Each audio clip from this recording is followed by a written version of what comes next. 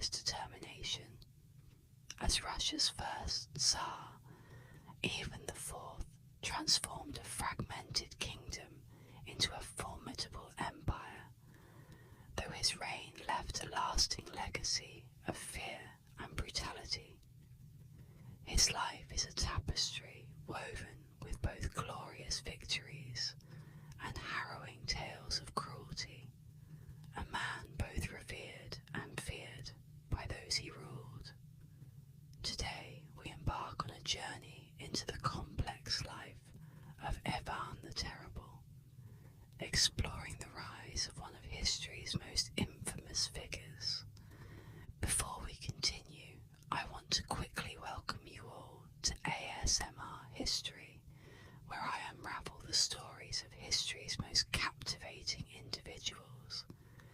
Sit back, relax, and allow the whispers of the past to guide you through this fascinating chapter of Russian history.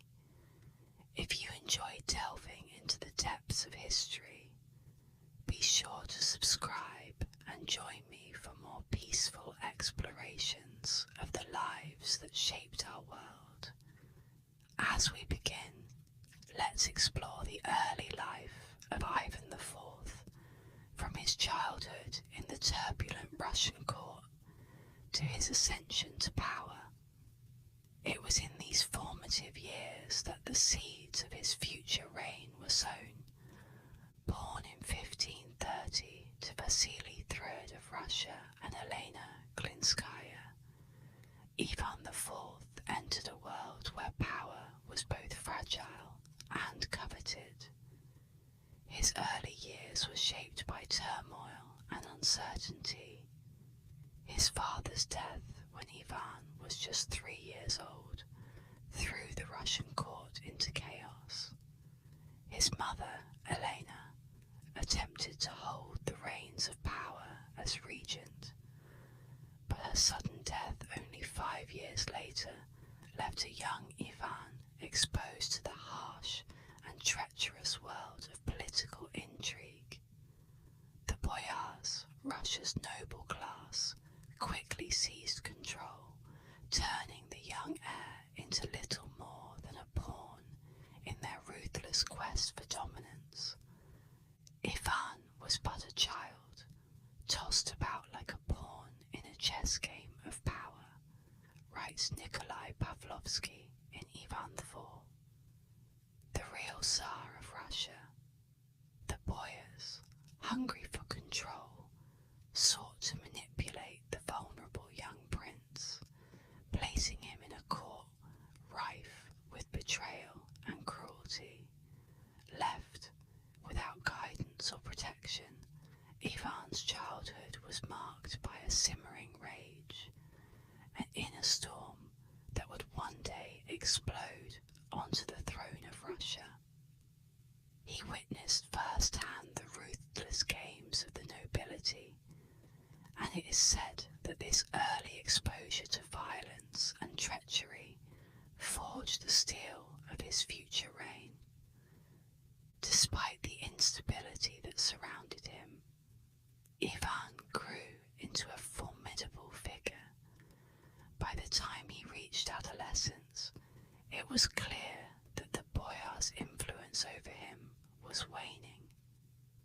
Ivan, now filled with ambition and a desire for control, began to seize power for himself.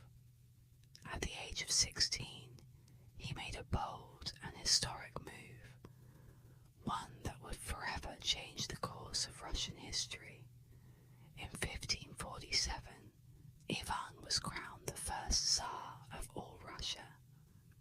The title was more than just a name. It signified a shift in authority, elevating Ivan above the boyars and placing him as the undisputed ruler of the Russian realm. The coronation of Ivan IV as Tsar was laden with symbolic power. No longer was he merely a grand prince, bound by the influence of the nobility. The title of Tsar harkened back to the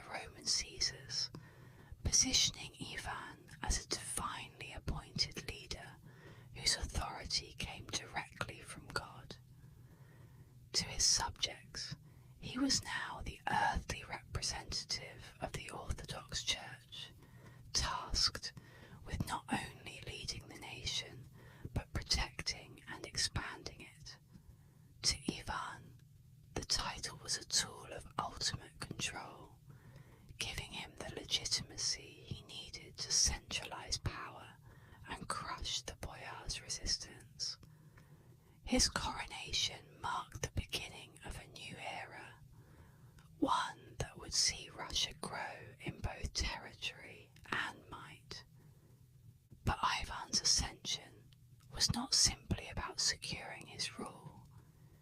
It was also about his vision for a unified, strengthened Russia.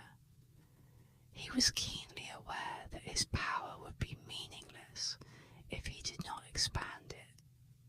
His eyes were set on lands beyond the Russian heartland, and with his new title, he had both the authority and the ambition to begin his conquests. The boyars, long accustomed to wielding their influence over the throne, found themselves increasingly sidelined as Ivan consolidated his rule. For Ivan, power was no longer a shared commodity. It was his alone to wield.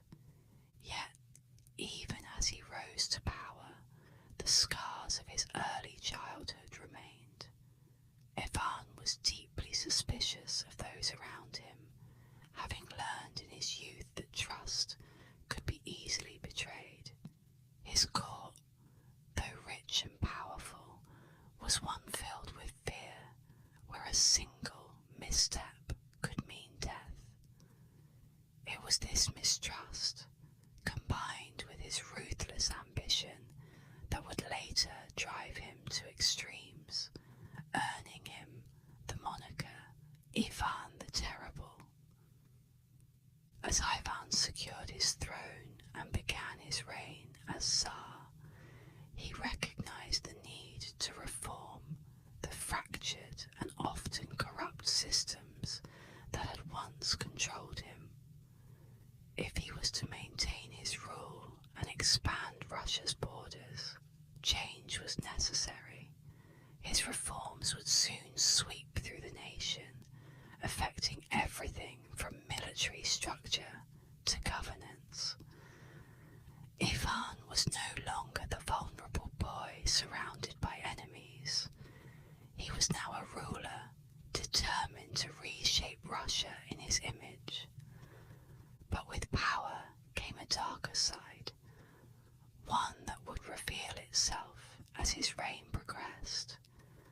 For now, though, Ivan was poised on the edge of greatness, ready to lead Russia into a new era. His reforms would solidify his control, laying the groundwork for the complex and turbulent rule that was to come.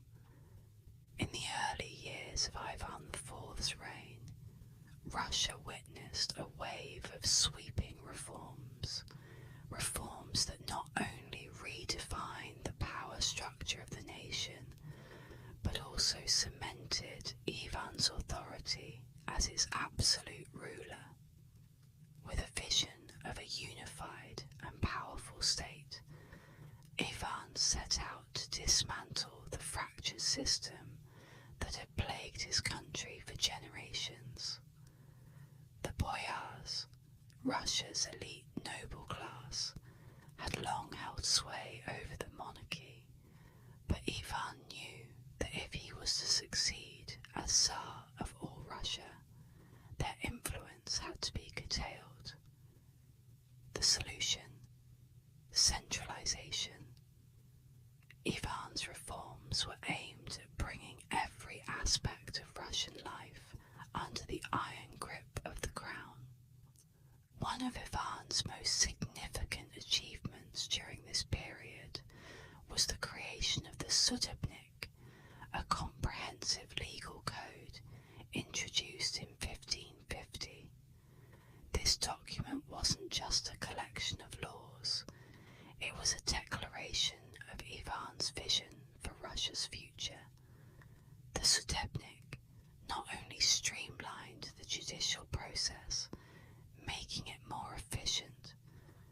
also weakened the boyars' ability to manipulate the legal system to their advantage. In essence, it marked the beginning of the end for the powerful families who had, for so long, dictated the country's fate. The new legal code allowed Ivan to strengthen the monarchy while promoting justice for the common people, at least in theory. As Robert O. Crummy writes in Ivan IV and the Transformation of Russia, the Sudebnik was Ivan's first weapon in his war against the boyars, an assertion of royal authority over the fragmented nobility. With this legal foundation in place, Ivan was free to turn his attention to other aspects of governance. He reformed the military, creating a more organised and disciplined army that could not only defend the realm, but also expand it. His reforms in taxation and administration sought to streamline the chaotic systems that had developed under his predecessors. In many ways, Ivan's early years were marked by a clear and focused ambition, an ambition to consolidate power, modernise his kingdom, and turn Russia into a formidable force on the global stage. However, beneath this drive for progress lurked a growing paranoia. The scars of his youth, where betrayal and treachery had been constants, began to manifest in darker ways. By the mid-1560s, Ivan's mistrust of the boyars had festered into outright hatred. He believed that there were forces within his own court that sought to undermine him, to tear down the very reforms he had worked so hard to implement. To combat this perceived threat, Ivan introduced one of the most notorious policies in Russian history, the Oprichnina.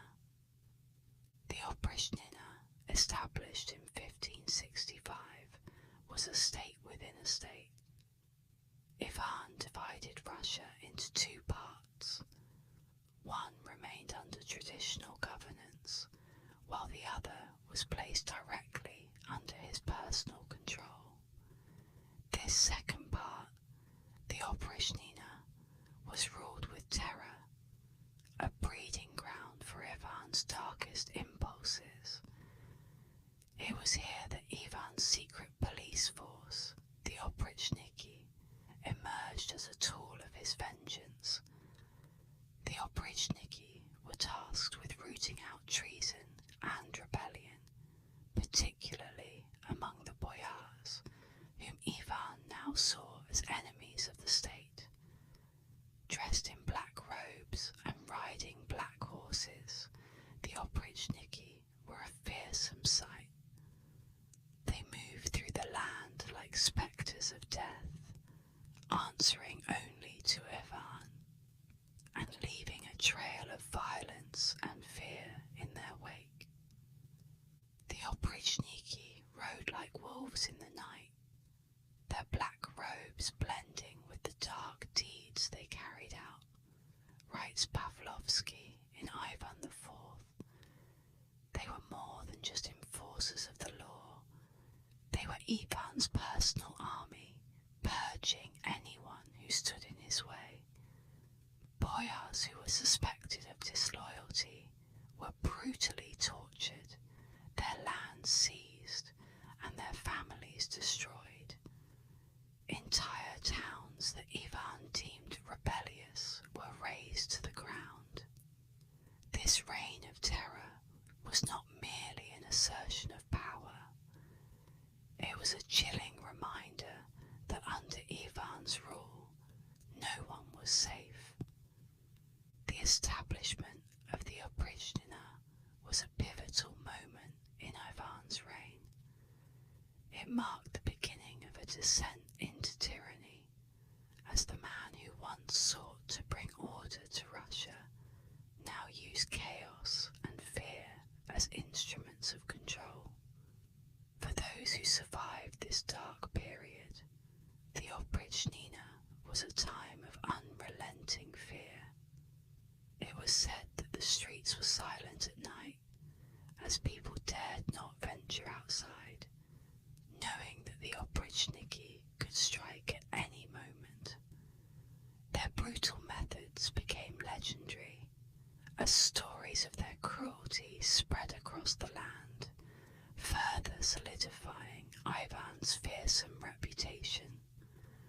While Ivan's reforms had once been about strengthening the state and creating a more unified Russia, the Oprichnina transformed them into something far more sinister.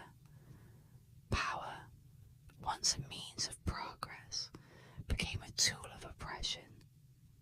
Yet, despite the fear he instilled, Ivan remained a paradox.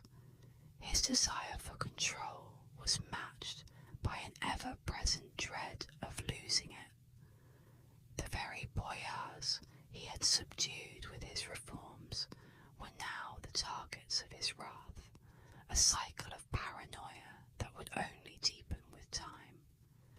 As Ivan's rule progressed, the line between reformer and tyrant began to blur. The early reforms that had once promised a brighter future for Russia now lay shrouded in the shadow of his cruelty. The country was changing, but at what cost? Ivan, the boy who had once been tossed about by the ambitions of others, had now become the very force of destruction he once feared. But this was only the beginning. The Oprichnina set the stage for Ivan's descent into madness and brutality, a transformation that would earn him the name by which history remembers him. Ivan the Terrible, what followed in the years to come, would be some of the darkest moments in Russia's history. As Ivan IV's reign progressed, the ambitious reformer who once sought to strengthen and unify Russia began to transform into something far darker. The man who had centralized power overhauled the legal system and laid the foundations for a more cohesive Russian state gradually succumbed to his own inner demons.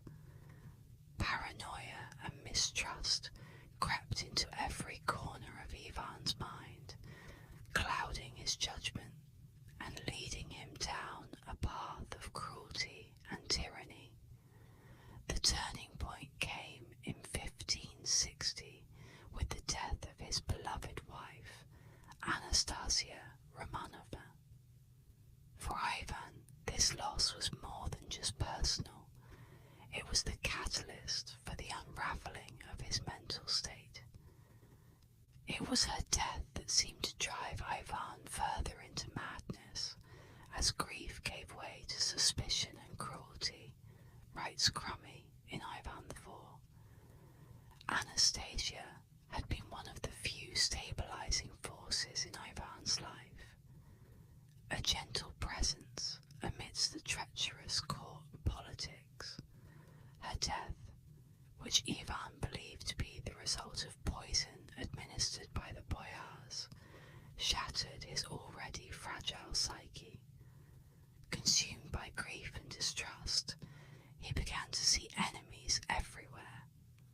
The once ambitious and calculated ruler now saw plots and betrayals in the shadows, and he responded with brutal force. The years that followed became known as the Grozny years, a period of fear and bloodshed that earned Ivan his infamous title, Ivan the Terrible. His descent into tyranny was swift and brutal. The boyars, already weakened by his reforms, became the primary targets of his suspicion. He executed them by the hundreds, tortured torturing and terrorizing those he believed had conspired against him. No one was safe from his wrath, not even the clergy or the common people. His court was a place of fear, where a single misstep could result in execution. But it was not just the boyars who felt the weight of Ivan's paranoia. In 1570, Ivan turned his rage on the city of Novgorod, convinced that its citizens were plotting to break away from his rule and align with Lithuania. Whether or not these rumours were true mattered little to Ivan. In his mind, Novgorod was a threat that needed to be eliminated. What followed was one of the darkest chapters in Ivan's reign: the sack of Novgorod. Ivan's forces descended on the city with terrifying speed, and what began as a political crackdown soon devolved into a massacre. The Oprichnina, his black-robed secret police, were unleashed on the people of Novgorod, killing indiscriminately. Men, women, and children were rounded up, tortured, and executed in the most brutal ways imaginable. Homes were burned to the ground, and churches were looted and destroyed. Even the city's sacred relics were not spared from Ivan's wrath. The city, once a proud centre of trade and culture, was left in ruins. According to Richard Helly, in The Economy and Material Culture of Russia, the slaughter in Novgorod was so thorough that the city, once one of Russia's great centres of commerce, never fully recovered. Ivan, who personally oversaw many of the killings, took part in the destruction with a chilling detachment. It was as though the man who had once sought to build Russia was now determined to tear it apart. The people of Novgorod were subjected to unimaginable cruelty, and by the time Ivan's campaign ended, the city had been reduced to little more than ashes. The sack of Novgorod stands as a symbol of Ivan's descent into madness. It was not merely a political manoeuvre, it was the manifestation of his deepest fears and darkest desires. What had begun as a calculated effort to maintain control had spiraled into a reign of terror.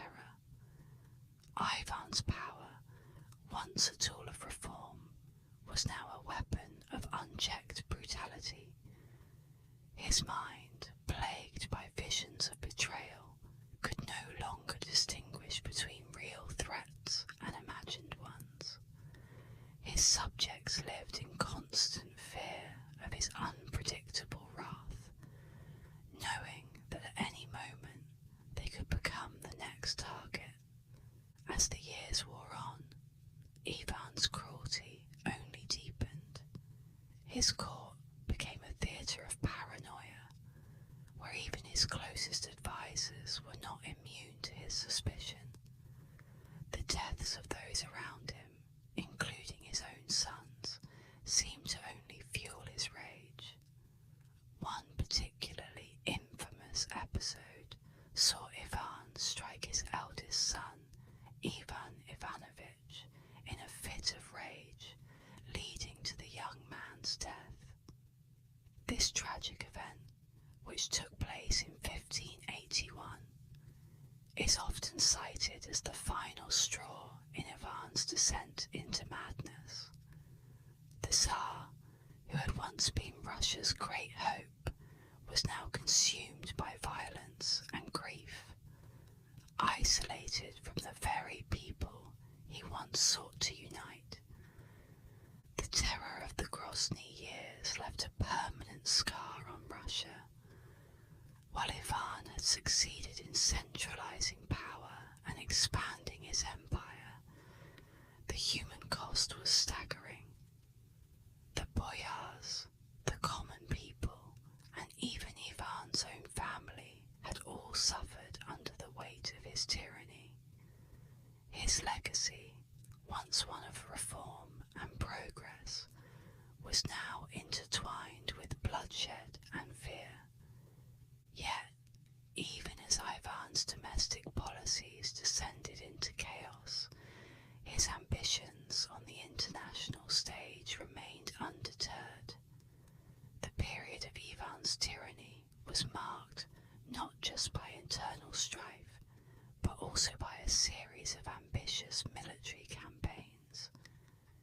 His foreign policy, particularly the Livonian War, would define much of his later reign and contribute to the further expansion of Russia's borders.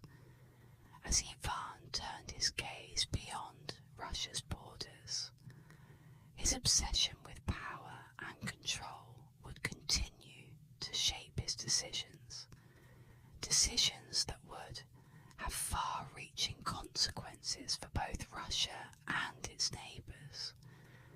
Ivan IV's ambitions did not stop at the borders of his vast Russian empire. To truly solidify his power, Ivan looked westward toward the Baltic Sea, where control over trade routes and influence in European politics awaited. This desire for territorial expansion, particularly into Livonia, fueled one of the longest and most devastating conflicts of his reign, the Livonian War.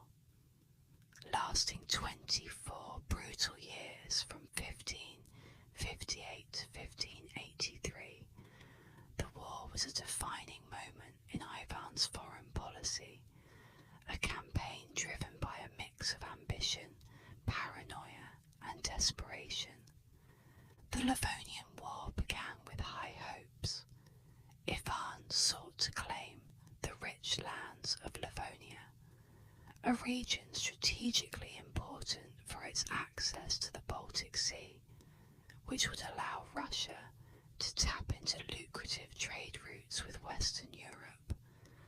At first, his armies met with success. Russian forces stormed through Livonia, capturing key cities and driving out the weakened Livonian order. But as the war dragged on, it became clear that Ivan had underestimated the resilience of his enemies and the complexities of European politics. The Livonian order was quickly replaced by a coalition of powerful rivals, including Poland, Sweden, and Denmark, who all had their own designs on the territory. What had started as a promising campaign soon devolved into a quagmire of endless battles, shifting alliances, and devastating losses. As the years stretched on, the toll of war began to erode the very foundation of Ivan's empire. The Russian economy buckled under the strain of continuous military campaigns, and the once mighty Russian army found itself outmatched by better equipped and better organized forces. The cost of the Livonian War was immense, not just in terms of lives lost on the battlefield, but in the resources drained from an already struggling Russian state. The war left towns and villages depopulated, crops burned, and trade routes disrupted. Russia, which Ivan had sought to elevate through conquest, was left weakened and vulnerable. The consequences of Ivan's expansionist ambitions were far-reaching. Not only did the war fail to secure the Baltic territories he so desperately coveted, but it also left his empire in a state of exhaustion and disrepair. The prolonged conflict escalated internal tensions, fueling discontent among the nobility and the common people alike. The strain on resources, combined with a series of military failures, undermined Ivan's authority. His paranoia deepened, and he lashed out at those he believed responsible for the setbacks, further alienating his court and intensifying the atmosphere of fear that already surrounded him. As Richard Helley notes in The Economy and Material Culture of Russia, the Livonian War drained the lifeblood of Russia, leaving behind a broken economy and a ruler consumed by distrust. The war, which had once seemed like a path to greatness, became a mirror of Ivan's own struggles, a conflict that dragged on with no clear victory, just as his inner turmoil spiraled without resolution. Ivan's paranoia, already festering from years of betrayal and grief, grew even more pronounced as he faced failure on the battlefield. He began to see enemies in every corner, even among his closest advisors. This creeping distrust only deepened the chaos within his court, as those who had once been allies became targets of his suspicion. By the war's end in 1583, Russia had gained little and lost much. The Baltic coast remained firmly in the hands of Ivan's rivals, and the Livonian territories he had sought to conquer were now divided among his enemies. The dream of a Russian empire stretching to the Baltic Sea had been shattered.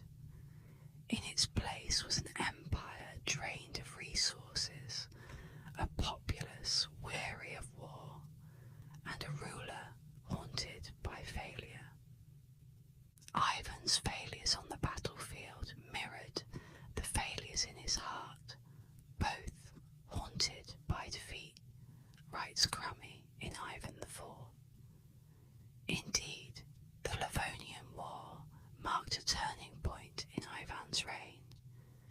His grand vision of an expanding empire had crumbled, leaving behind a ruler more isolated than ever.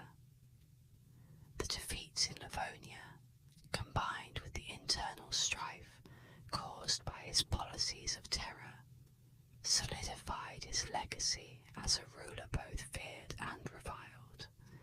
The man who had once been poised to become one of Russia's great leaders was now regarded as a tyrant, his name synonymous with brutality and madness. As the dust settled from the Livonian War, the empire Ivan had fought so hard to build was left in a precarious position.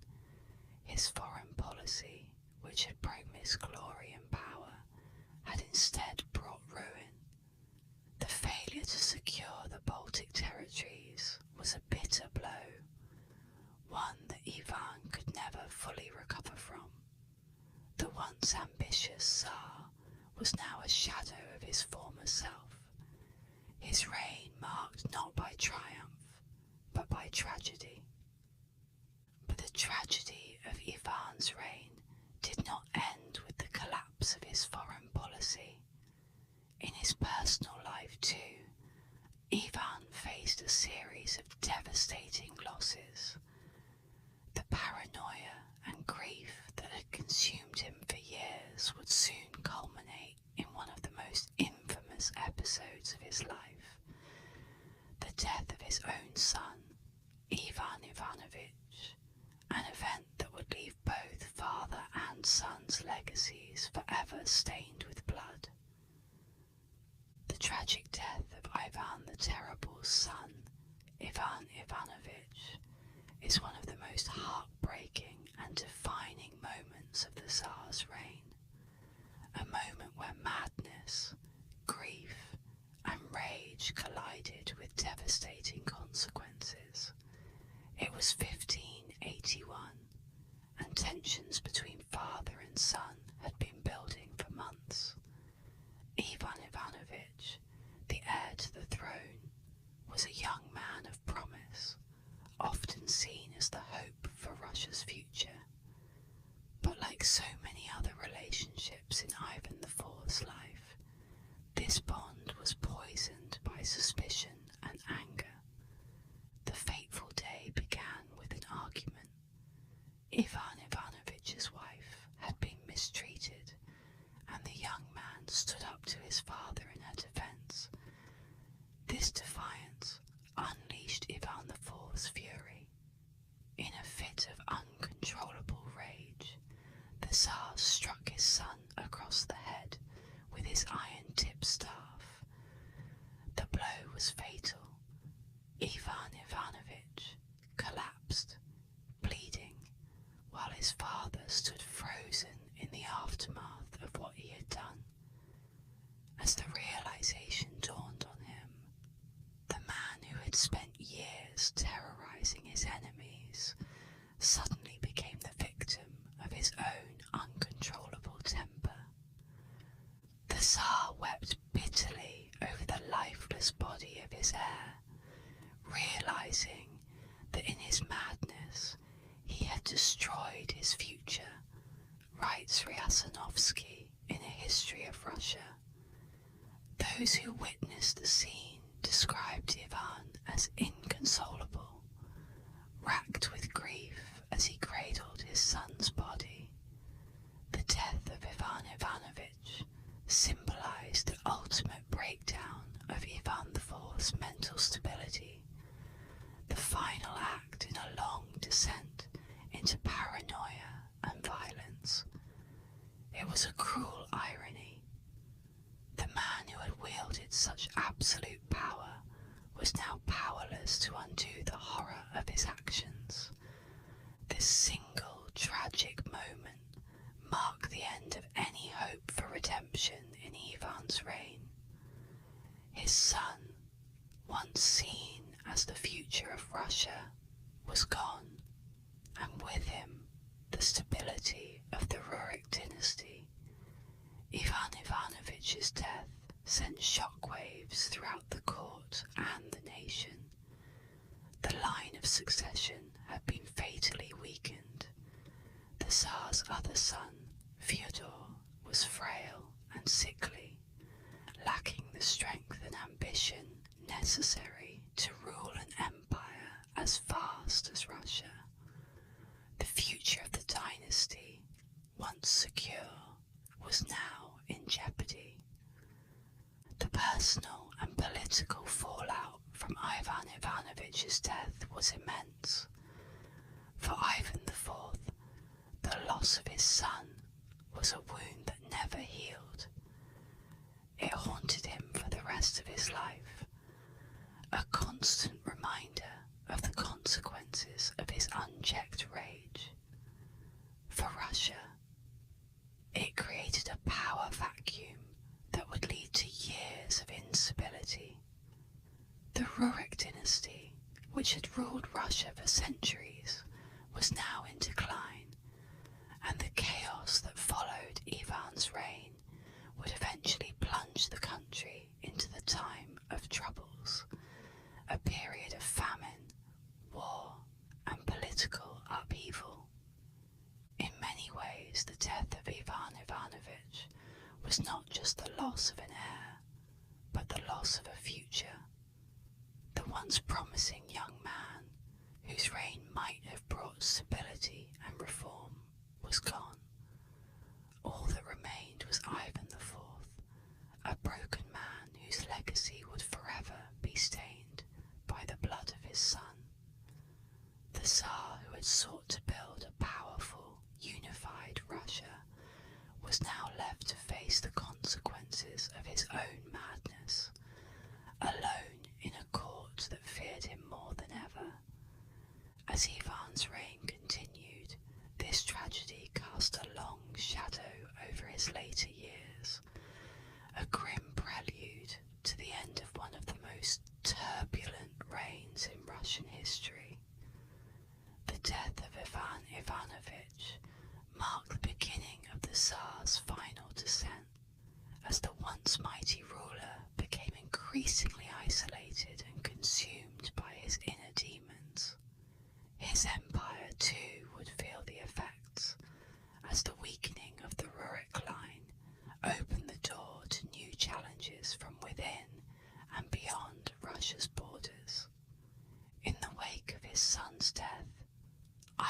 IV's later years were marked by regret, illness, and the slow unravelling of both his mind and his kingdom. Ivan the Terrible's legacy is one that reverberates through Russian history, casting a long shadow over the centuries that followed. His reign, which began with the promise of reform and consolidation, ended in bloodshed and fear. Yet, in his complex and contradictory rule, Ivan IV laid the foundation for the future of Russia, politically, culturally, and psychologically. Ivan's most enduring impact was the establishment of autocratic rule, a system of governance that would define the Russian state for centuries, cementing the power of the Tsar as the ultimate authority, answerable only to God. This was a legacy that would be carried forward by the Romanov dynasty, who would take the throne just decades after Ivan's death. Ivan's vision of a centralized state where the power of the nobility was diminished and the Tsar's will was law set the stage for the absolute monarchies that would follow. His reforms, particularly in the realms of governance, law, and military structure, were designed to bring all of Russia under a single, unchallengeable rule.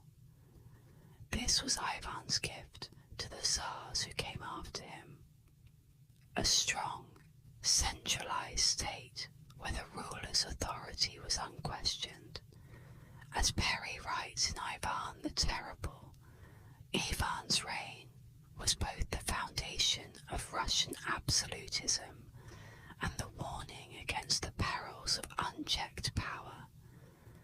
But Ivan's legacy is not one of unmitigated success. His reign also served as a stark reminder of the dangers of absolute authority. While Ivan built a powerful state, his methods, marked by violence, paranoia, and cruelty, would serve as a cautionary tale for future rulers. His creation of the Oprichnina and his brutal purges of the nobility demonstrated the extent to which power could corrupt and isolate. The Oprichnina in particular was a chilling symbol of Ivan's descent into tyranny, a stark warning of what happens when a ruler sees enemies around every corner. The terror and fear that defined the later years of his reign became a lasting part of his legacy, colouring how future generations viewed autocratic power in Russia.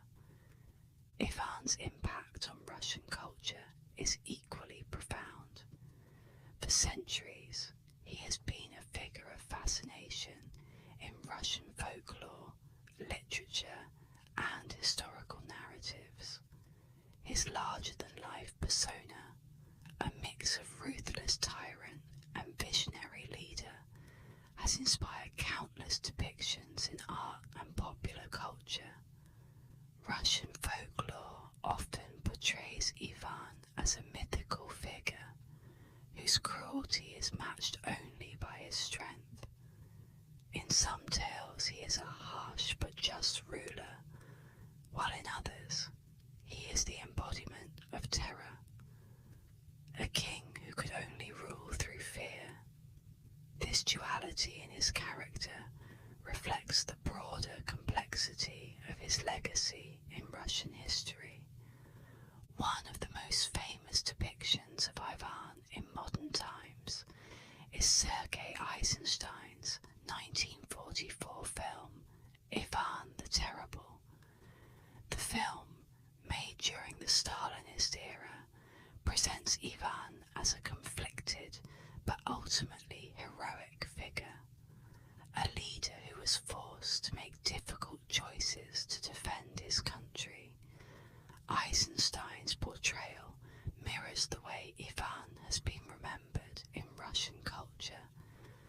as a ruler whose cruelty was perhaps necessary to secure Russia's future. While Eisenstein's Ivan is far from a villain, the film doesn't shy away from showing the dark side of his reign, emphasizing the personal cost of his decisions and the toll that power took on him. In Russian literature, Ivan appears as both a tragic and fearsome figure. Writers have long been fascinated by his psychological complexity, exploring his paranoia, his ambition, and the personal tragedies that shaped him. His legacy as a ruler who transformed Russia into a major power while simultaneously leading it into an era of terror has been the subject of countless books, plays, and stories. Ivan's reign, with all its contradictions, serves as a rich source of material for Russian writers grappling with the themes of power, authority, and the human cost of ambition. Ivan's image in Russian folklore is similarly ambivalent. While he is often portrayed as a cruel ruler, there is also a sense of respect for his strength and his ability to hold Russia together during a time of internal and external threats. In some stories, Ivan is seen as a protector of the Russian people, a ruler who did what was necessary to defend the nation from enemies both within and outside its borders. In others, he is a figure to be feared, a king whose reign was marked by endless suffering and bloodshed. This complexity in his portrayal reflects the broader ambivalence toward Ivan in Russian history. He is at once a symbol of strength and a warning about the dangers of unchecked power. In the end, Ivan the Terrible's legacy is one of both awe and horror. His reign changed the course of Russian history, establishing the autocratic rule that would define the country for centuries, but it came at a great cost. The terror he unleashed on his own people, the paranoia that consumed him, and the violence that marked his later years left a scar on Russia that would take generations to heal. Ivan's name became synonymous with brutality, yet his impact on the Russian state is undeniable.